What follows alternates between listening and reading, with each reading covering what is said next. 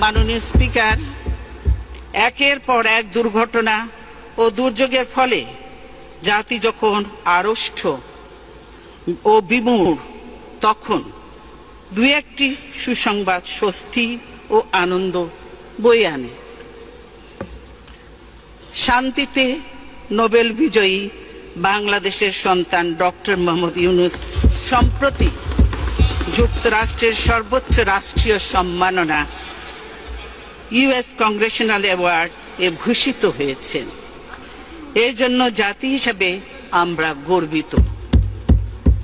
Doctor ইউনূসকেও জানাই আন্তরিক অভিনন্দন।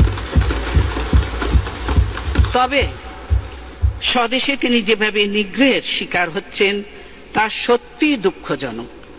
তার মেধা, শ্রমে ঘামে প্রতিষ্ঠিত গ্রামীণ ব্যাংকও আজ হুমকির মুখে। সরকার নিয়োজিত কমিশন নোবেল বিজয়ী প্রতিষ্ঠান গ্রামীণ ব্যাংককে ভেঙে 19 টুকরো করার সুপারিশ করেছে। আমরা এতে স্তম্ভিত। এ ধরনের সিদ্ধান্ত গ্রামীণ ব্যাংককে ধ্বংস করে ফেলবে।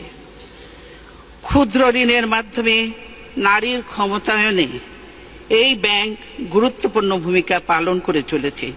সেই প্রতিষ্ঠান ধ্বংসের উদ্দেশ্যে প্রতিশোধমূলক চক্রান্ত বন্ধের জন্য আমি সরকারের প্রতি আহ্বান জানাচ্ছি। আমরা এর তীব্র বিরোধিতা করছি। দেশের মানুষ এ ধরনের হীন কার্যকলাপ মেনে নেবে না। একটা প্রতিষ্ঠান ভেঙে ফেলা, ধ্বংস করা খুবই সহজ, কিন্তু এ ধরনের একটি প্রতিষ্ঠান গড়ে তোলা অনেক কঠিন ও শ্রমসাধ্য কাজ। গ্রামীণ ব্যাংকের ওপর রাষ্ট্রীয় কর্তৃত্ব আরোপের অপচেষ্টা চলছে। আমরা এরও তীব্র বিরোধিতা করি।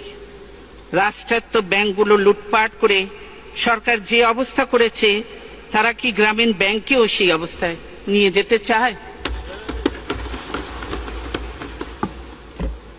আমরা ডক্টর ইউনূসের সমর্থনে এবং গ্রামীণ ব্যাংকের পক্ষে আমাদের দৃঢ় অবস্থানের কথা ব্যক্ত করছি।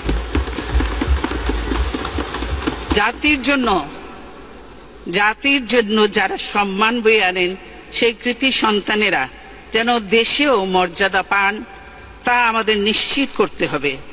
না হলে দেশ মেধাশূন্য হয়ে পড়বে।